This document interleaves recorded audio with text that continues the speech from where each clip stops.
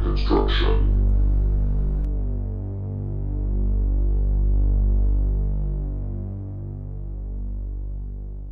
What's up, everybody? It's the Hardy Construction. You can find us at hardyconstruction.tumblr.com, youtube.com/hardyconstruction, as well as facebook.com/thehardyconstruction with your hosts Alex and Tracy. And today's film is Bug. Bug is a 2006 film by director William Friedkin. An unhinged war veteran holes up with a lonely woman in a spooky Oklahoma motel room. The line between reality and delusion is blurred as they discover a bug infestation. This guy's old, actually, the director. Yeah, he did such famous films as Flintstones, Viva Rock Vegas, and I think that's that. And it Oh, was really? written... Not the first one, the second No, one. the second one was Masterpiece. Written by Tracy Letts. Is that a woman or a man? It sounds like a woman, right? I guess. I don't know. Yeah, what's your history with this? It's like a movie that, for years, I've been being told to watch it, and I did, and I like it. You fucking sheep. I remember seeing the first time I saw a poster for Bug, obviously in 2006 when I was in my collegiate years, and I remember seeing the poster. Me and you in the same college. Oh, that's right. Memories. You know, I forgot that we just went to the same school for a second. Anyway, That's where we met. That's where this bond that's where the love formed, became, everyone. you know. And I just use this podcast to keep our love alive because the rest of it is fizzled out. Anyway, I remember seeing the poster for Bug always. You know when they have the Metro posters on just. Well, the post no sign like stuff, like you know, or the not only the subways but on those walls, you know, when the crappy walls that are held are made like plaster they walls or whatever. them up. Yeah, and they just wallpaper up. I remember just seeing rows and rows and rows of images of a person's back with the word "bug" just right underneath, like raised skin. And I always thought that was a pretty interesting visual to see. I was like, "What's this about?" Because the film was definitely sold like a horror film, but but watching it, it's not a horror film. It is horror in one sense. Oh, Tracy yes. Letts is a man, by the way. Tracy, huh? Anyway, Mm-hmm. he's not an Australian woman with those. He's got one of those co-ed names. I was gonna make a Tracy Ullman joke, but nobody knows who she is anymore. So, Hey, anyway. Whatever happened to Tracy Ullman? She's probably in Australia just chilling. She introduced us to The Simpsons, so that's a good thing. She's got a Bart Simpson dildo. It's like little spikes on the end of it. Now, My mom... I would figure the I don't know Marge if I ever told the story, but when I was a kid, my mom, just getting frustrated, she threw a Bart Simpson, plastic doll at me, and the fucking head with the spiky blonde hair hit the top of my head, and it was like hard plastic, and it made like all these little fucking bloody holes in the top of my head. And my mom felt so bad about it. She flung it mad. That must have been really hard flinging for that. Yeah, well, I was like a little terror. She was probably just like frustrated and threw the thing, and it's just like, Did she tell you to eat her shorts right after, or is that just? Yeah, as I was bleeding, she was like, ha ha. God, I can't imagine how many times I wanted a Bart Simpson shirt when I was like really young when it first came out. I don't know what it was, but anyway. I've actually only ever really seen the first 3 seasons as a kid. I watched it as it came out, and I've really only seen maybe 5 episodes since then. The first 8 seasons were really good. I don't know how a show continuously were good for 7 or 8 seasons, but it was. It was I don't know about 30. Well, Dexter's doing it. Yeah, that's true. And now I'm all caught up on it. It's But okay, good. back Surprise, to motherfucker. Anyway, so Bug, let's get into this film. The film is based on a play that Tracy Letts wrote. I don't know whether he directed it or not. A Broadway? Bug was a play, yeah. And watching the film, it does feel like a play, in a sense, because it's... Yeah, well, it's all one set. It's one set, which is Ashley Judd, who's ironically the least craziest Judd out of the Judd family. You know, the Winona and her, whatever the other lady was, the redheads, the big fat ladies that sing country music. Yeah. Emphasis on cunt. And she lives in this... I didn't know it was... I knew it was a hotel room, but I forget that people actually live in hotel rooms. And I was confused by that. I didn't realize it. It's like a seedy motel or something. If you really think about it, life does stink for a lot of people. Yeah, especially in the South and stuff. She's just kind of this kind of semi-white trashes. Can you imagine being probably the best, fabulously gay hotel and home designer, interior designer, and you're stuck in the boondocks and you can't go anywhere because your life is shit? Yeah, you know what I mean. It's kind of that she kind of thing. Really puts her interior design skills to the test with that tinfoil. She does, which reminded me very much of God. What was that movie? What was my favorite Japanese horror movie? The guy with the tinfoil. The guy with the tinfoil hat. Oh, Noroi? Noroi, remember him? His house, the crazy guy. Yeah. Same guy. Well, that figures into this. Well, not the Japanese guy, but Bug. It also stars Michael Shannon. I was thinking watching this, I was like when I saw Michael Shannon at the beginning of this, I was like, Michael Shannon is he a good actor or is he a good rememberer of lines? He's been in a lot of stuff. He has a very distinct looking face. I was wondering who he reminded me of. He has weird eyebrows. I don't know if they made him weird for this movie or like it's always like that. But I realized who he looked like halfway through the movie. I realized he looks like the Toxic Avenger. Like, oh, okay. Do you get what I mean? Like the first, the first Toxic Avenger movie, he kind of looks like that. Looks, you know who else looks like Toxic Avenger is that salon makeover woman. I can't think of who that is. She's like the ugliest woman in the world. Salon makeup woman. Oof. Yeah. I'm just scared to look. Anyway, so Michael Shannon plays this gentleman called Peter Evans. Ashley Judd plays Agnes White. White Power. Yes. You did not go there. She has I guess she works at a lesbian bar. I was fooled to think Does she work there? She's a bartender. She was a bartender. Okay. She says it later on in the film. She stays a day in with Peter and says, "Oh, I don't have to go in tonight." So that's why. That was right before he found the bug in the bed. She says, "Oh, I don't have to go in today," and which I guess is why she would be staying up late all the time because once you work in a bar, you're like your life is like a nocturnal life. It's like the opposite schedule. I don't know what time bars close in the South. Maybe like over here in the city in New York, it's like 3 a.m. I believe. Yeah. And anyway, so she works at a lesbian bar. Her friend is called RC. There's a pretty girl named Lynn Collins, the actress. Mm-hmm. And she's getting these phone calls. Ashley lives by herself in this Oklahoma hotel. She's getting. I have a theory about that. I think it's her kid. I was confused. Ooh, I don't know if I missed something. That's but good. that was my theory. That'd be interesting.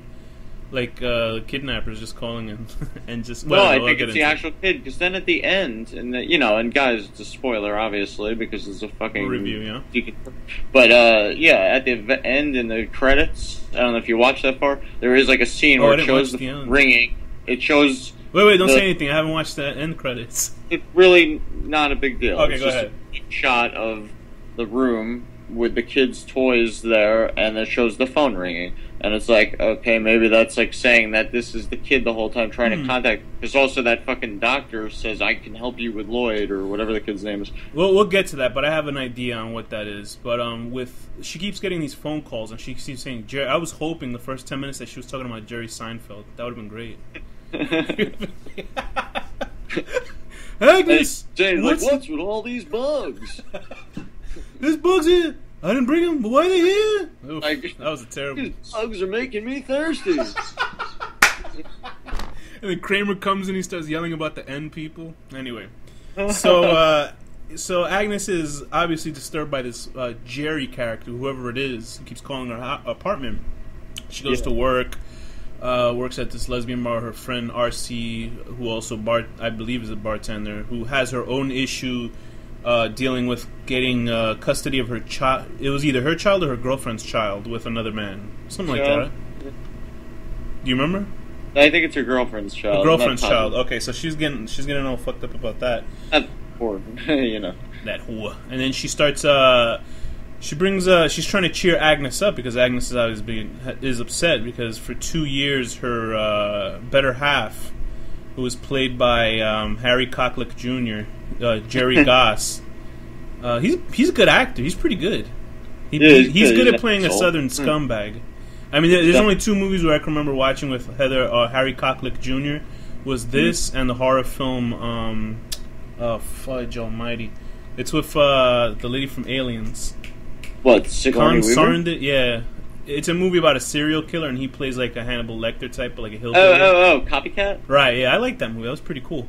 It seemed like a really cheap, I just said the name of the movie. A really cheap Silence of the Lambs, but it was pretty fun.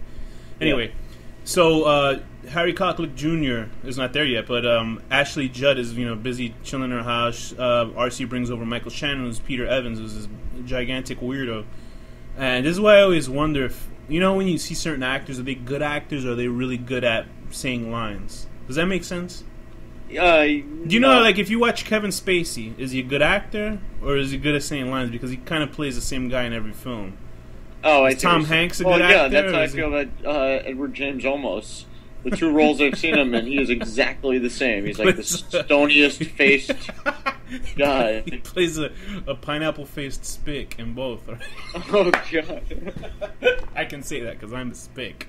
Anyway. That's true, he is a spick. It's funny, he seems like he got younger when he did that, when he played General Adama, right? Adama, yeah. Well, you know. Why does he get a Japanese name? Totally different character lives, but the actual acting is like he has no expression. He's like Morgan so Freeman, you know what I mean?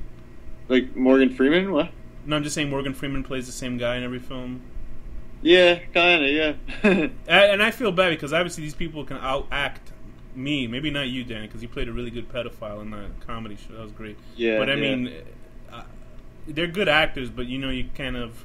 But that's just in a whole. I mean, obviously, Michael Shannon, like, during the later half of this film, he does a really cool monologue about all these... They do what they're comfortable with, you know? Like, there's, like, Robert De Niro's in, like, every Mafia movie, and, like... And every Ben Stiller film. You got Jim Carrey, who does, like, so much shit. I was going to say that Michael Shannon does a physical comedy in this movie way better than Jim Carrey. Oh my God, yeah, he does.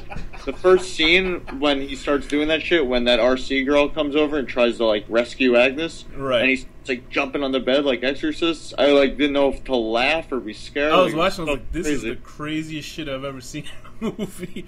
Like, yeah. You see movies that are like crazy on purpose, and this is like, I think it's the first time I've seen a character that went nuts on film. Like, I've seen characters gone nuts on film, obviously, but this is a character really going nuts on film. Yeah, seriously, this movie nails insanity. Yeah, it's a pretty good look on, like, if you're hanging out with people in Bellevue. I remember, like, there's something really this is why the movie's scary to me and why it's a horror film, because it's pretty... To me, I'm always frightened about mental illness.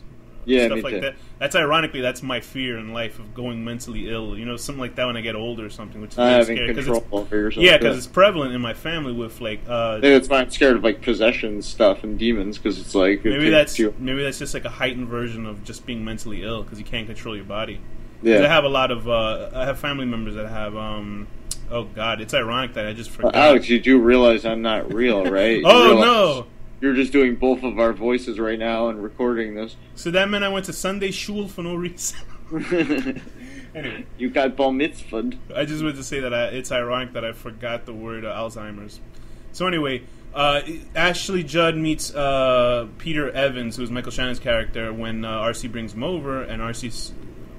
Was he supposed to leave with RC? Because then he says, I changed my mind. It's like some random dude that they met, and... She doesn't really explain how she met him. No, he was just going to hang out, and RC just kind of left him there thinking, oh, maybe she'll get laid or something. And then... Right, she's trying to help her sister out. Yeah, Wouldn't you want to find somebody that's a little bit more true? Staying there. If you're going to hook your friend up... It's weird, because as a guy, I would think a woman would vet a guy before having him sleep with her friend.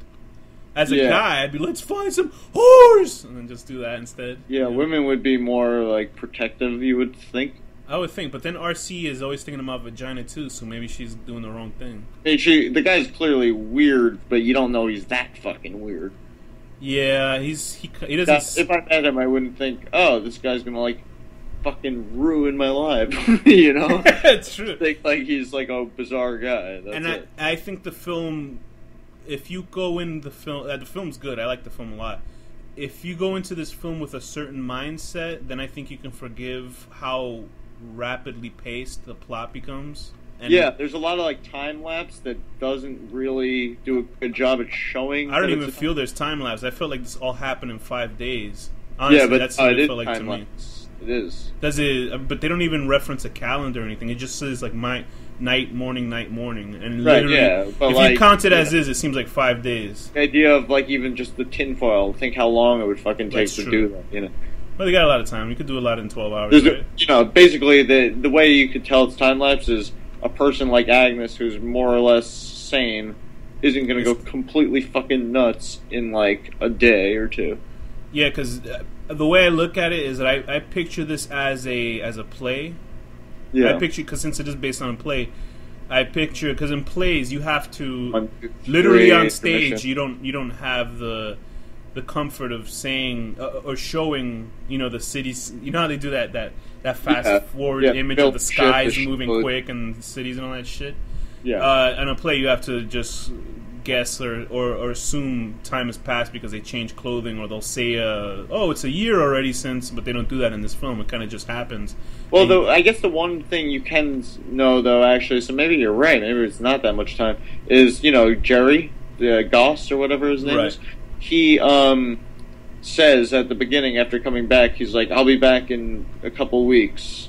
Oh, okay. I'm going to take care of shit. So maybe, like... I didn't even get that. I thought he just said, I'll see you when I see you.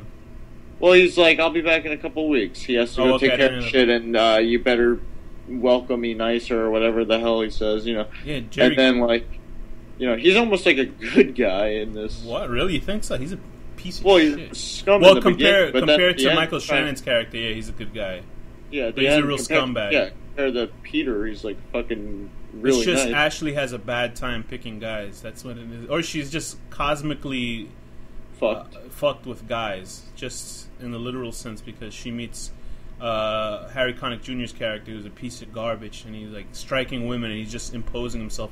And it made me think about that shit in real life. Like, you know, there's people that actually just do that. Like, it reminds me, if you watch it the funnier way, like in Seinfeld when George Costanza's girlfriend, huh? I've known people that are like that. Of course. It's not good. I remember seeing, you know, like the George Costanza when he wanted to break up with the girl, and she says no, and she just stays I don't with her. remember that one. It's just funny. It's just like, he goes, I think we got to break up. She goes, nah. And they just stay together, and he's trying to figure out how to break up, or so he tries to smoke. All right, whatever. That's the Seinfeld podcast. But there's people like that. You can see in your own life, or, you know, people that you know that are in shit relationships. And it seems like somebody holds power over the other one, and you want to be like, what the fuck you doing? And you want to step in, but, you know, it's not your... Unless it's somebody smacking the shit out of them, you can maybe say or do something. But can't really do anything for people like that. Right. If they've chosen that path, that there's like... they almost have to hit the bottom to get any... Really, it's kind of like up to them to do it. Yeah. For this part. So that's our PSA on women beaters. Yes. I'll tell you this. You know that guy Chris Brown, he smacked the shit out of Rihanna. Yeah. And he's banging her, and he's banging his other girl, and they're all fine with it. And he just jumped from one house. Just scum, and Rihanna's such a scum too. I kind of hate her, but like obviously I don't want to get like beaten. But God, her music like makes me want to rip my fucking ears off. But you got to hear it every night, though. That's the problem. I do, yeah. It's my job. Everyone, I get to hear that kind of music all the time. I want her to break dance naked on my face. She's so fucking hot. Anyway, so Harry Connick Jr. plays this. Why do I keep saying his name? Anyway, Jerry Goss. He's this real asshole. Smacks her around. He's forcing himself because he was let out from a psych ward. Excuse me. No, not Goss. He wasn't. He's looking at Peter right now. So what was Jerry Goss let out of? They let him out of something early. Just jail? Okay. He did armed robbery or something. I must be mishearing shit left and right in this movie. So they let him out early, and I wonder what it was. I guess she was sleeping with a friend of theirs? She's something? with RC a little bit. She's kind of a semi-lesbian. No, but didn't she... Oh, is that who he was they were talking? I'm really fucked up in this movie. I had the bugs in my fucking Doesn't matter. ears. The point is, Jerry was in jail. He's an abusive asshole. Now he's back in her life. She doesn't want him. And meanwhile, there's this crazy... So both of them lost their child. He actually vanished. Lost their child.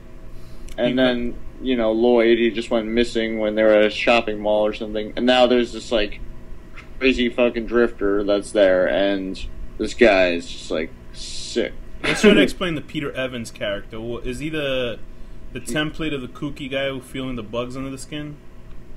I would say he does a really good job at that character. He's really good. He's really good at remembering these lines, because I couldn't even think of subcutaneous tissues and all that shit. Too, at first, because he's like, you know, he's from the army or whatever, and he's saying that, like... Convincing, you saying? What? You're saying he's very convincing? Yeah, it's convincing because he says all this like technical shit. He seems to know his shit, you know? He's talking about like all the technicalities of bugs and like making a very realistic story of what could have actually happened. Up to a point, this film feels like an Incredible Hulk movie if the Hulk was never to come out. Do you know what I mean? Like a guy, like if you just started dating Bruce Banner and he has a lot of shit going on and he tells you up to a point, there's shit I got to tell you about. That's what it felt like until he started pulling his teeth out and shit like that. Right. I was very apprehensive about seeing this movie because it dealt with like skin and body horror and like cutting yourself up because I hate. I can watch certain movies. I'm sure I've explained this before. I've watched certain movies, but this... You don't like, what's his name from Videodrome? No, that stuff is perfectly fine because it's so over the top that right. It's like, okay, whatever. Like, chop your own arm off, Evil Dead, you laugh at stupid shit like that. But, like, there's a movie, this French movie still called In My Skin, where this lady I talked about it before, she gets an injury on her foot at some house party, and then she starts cutting pieces of the meat off of her foot and eating it during the film. Yeah. And I walked out of the movie because I got woozy. Such a pussy. And then this other movie called Grace about a lady that has a zombie baby and she starts feeding it blood. And there's a part where she puts a tube in this guy's artery and starts sucking the blood out. And I almost passed out. I left the theater. Such a fruit.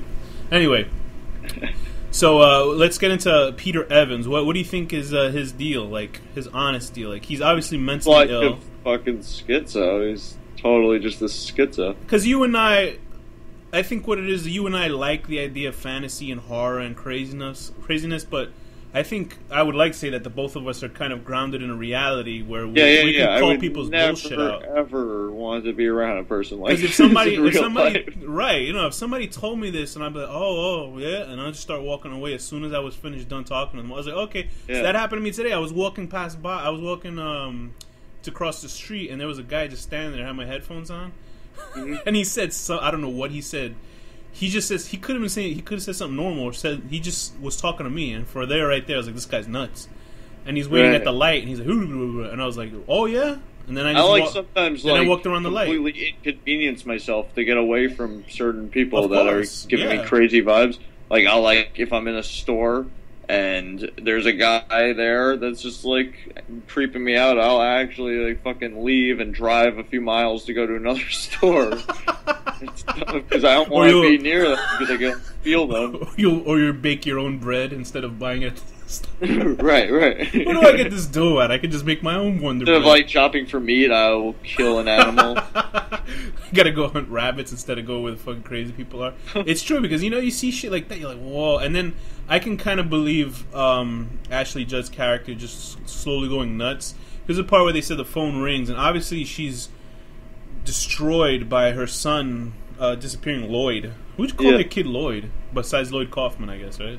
Maybe that was a little the nod to him. Parent of Lloyd from what's it called, The Stand. Is that the MOON guy? No. That's Tom Cullen. It's the guy that's like Flag's right hand. I don't remember anybody from that one. I think Ben Affleck's making the remake of that. Supposedly. Yeah, I don't know. He's a good director. It better be like a really, really long movie or 2 or 3 movies. They'll probably have Kanye West do the soundtrack, and they'll have Jesus, Tom Cruise play Randall Flagg. Oh, well, Tom Cruise is pretty good if he plays a bad guy. I won't give him shit for Lestat. He was fucking awesome as Lestat. That guy was fucking awesome as Lestat. But then you compare it to the book, and it's like, really. That old hag gave her his approval, or her approval. Well, who gives a shit? Born again Christian, though. So Ashley Judd, I read that book, the Jesus Christ novel that she wrote. It was pretty good. I think she made a second one. Yeah, it was good. I mean, I was wrote a book, I'm Not the Devil, was like all about religion and shit. Oh really? I was raised Catholic, but I kind of threw that away.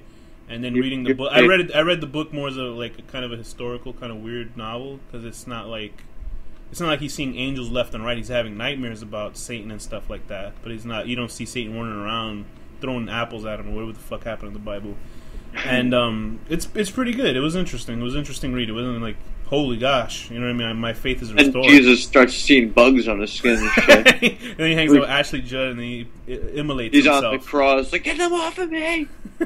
And then he does that flippy dance. I was trying to find that footage online, trying to add music to it because it was hilarious.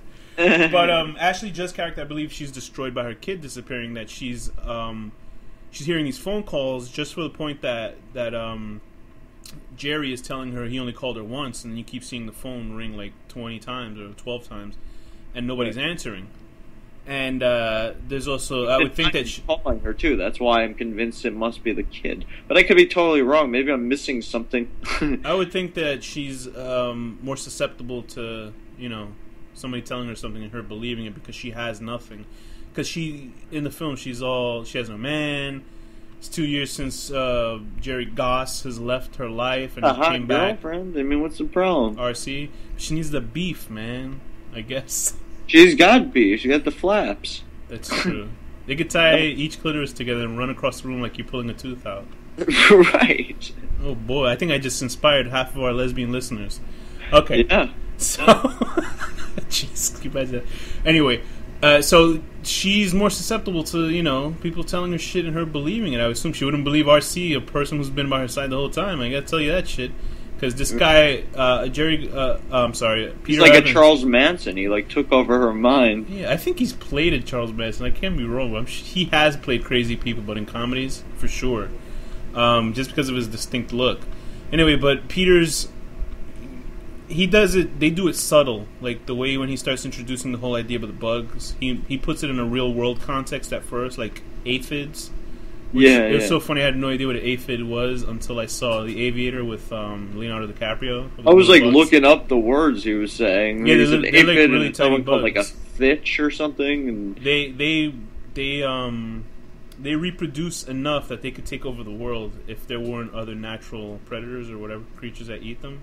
Right. Not that they would attack us and destroy us, but they would actually produce enough that we'd be walking through them like if it was dust bunnies, that much, you know. Sick. But they're really tiny. Anyway, so he has this idea that there's some sort of aphid that's biting him all the time and leaving these marks on his body. And obviously, if you keep scratching yourself at imagine the things, you're going to think that you really are.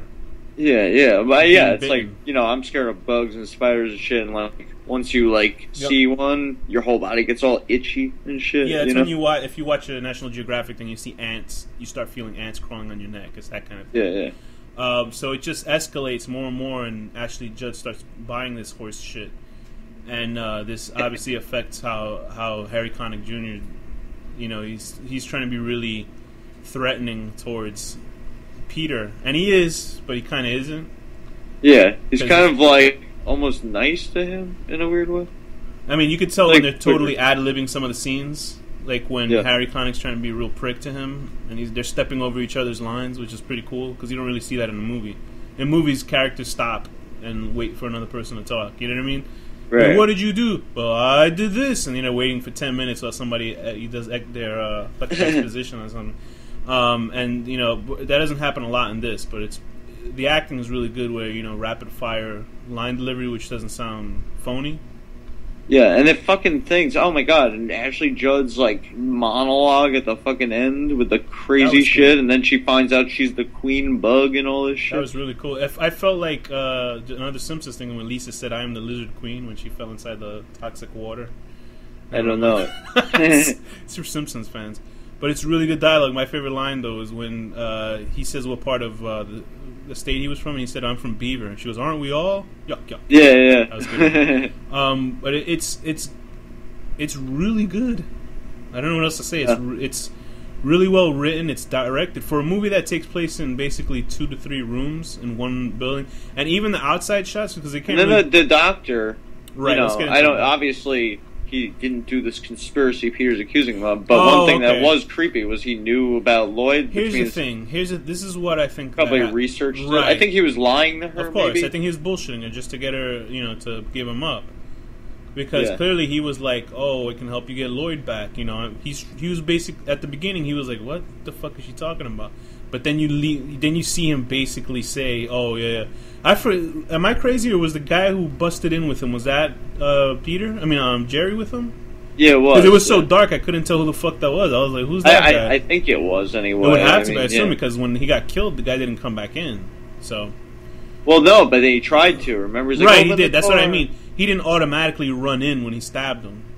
That's what I mean. Like, well, who the fuck let him in? He might have just left for a while or something. But it was weird with the doctor. Was it crack that he smoked, or was that weed? No, it was that was weed. Pot. Yeah. I don't know. I'm not a drug guy. I hope I do. And because he was like, you might have a hit with that, and I was like, people just like crack or meth like that. I didn't know that. I was like, these white people are nuts. And on South they do, man. But yeah, he's a pretty interesting character that comes in. You know, honestly, when you first see Harry Connick Jr., I was like, oh, Harry Connick's gonna fucking die in this movie. He's totally gonna die. There's no question.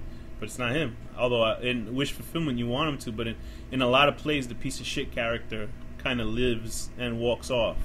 Yeah, it's like, he's not really that bad. I mean, he is bad. He's a bad person, but like, you know, there are tells worse me you want to punch girls in the face, Danny.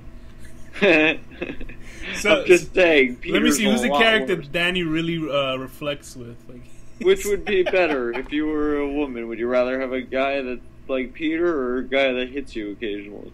Well, at least with Peter, they had a lot in common. Yeah, that's true. He wasn't punching her.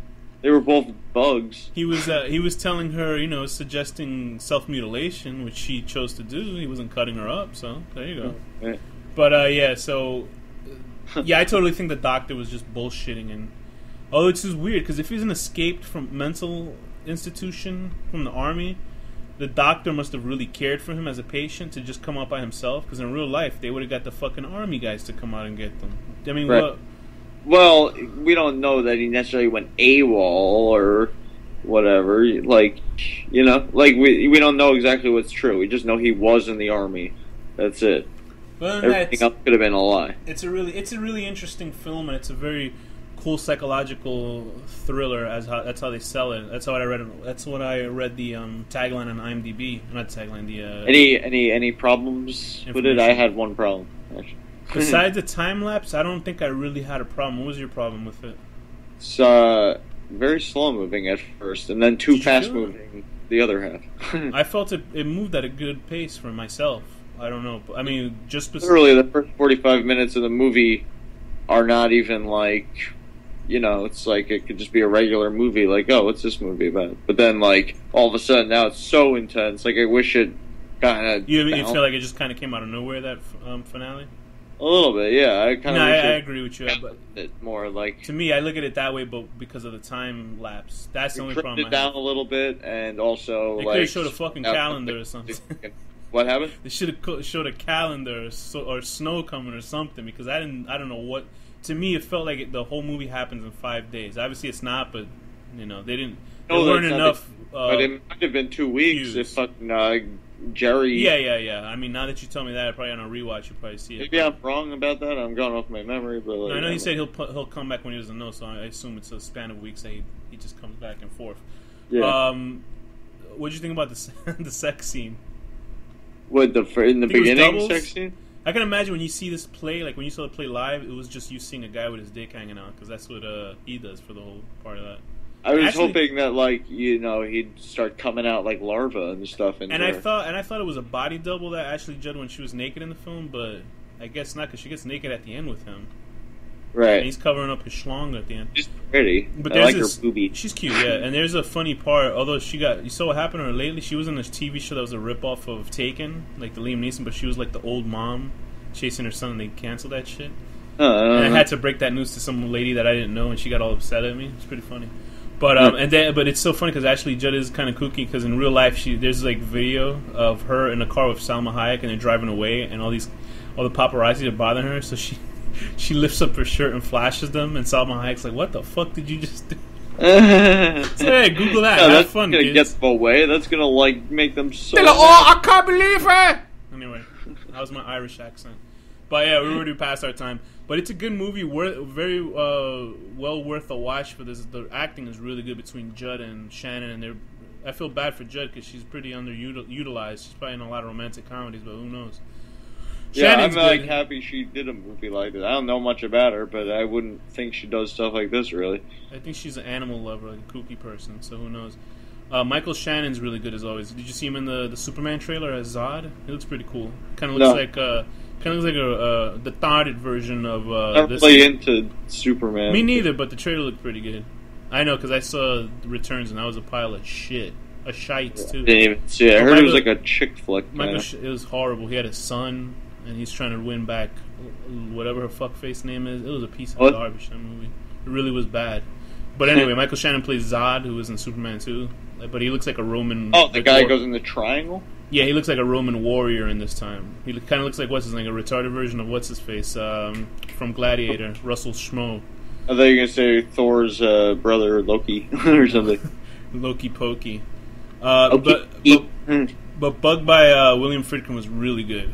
That's all I got to say about it. I enjoyed it.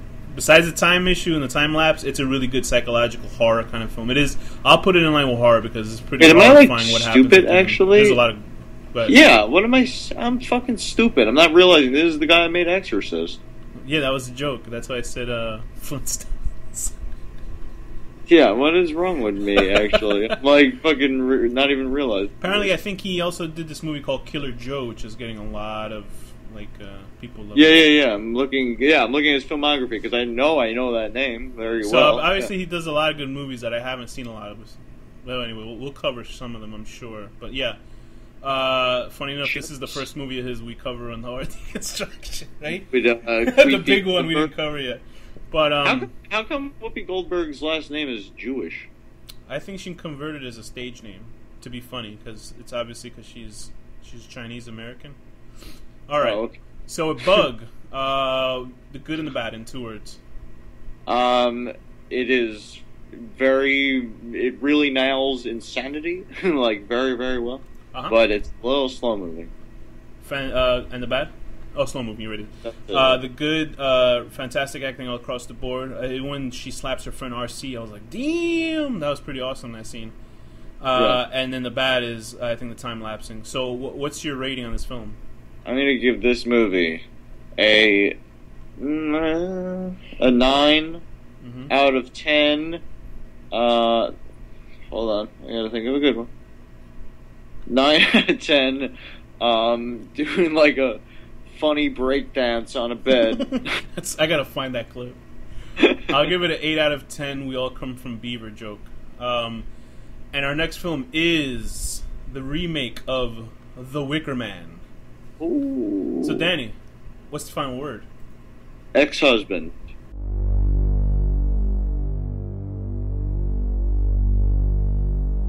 The Horror Deconstruction.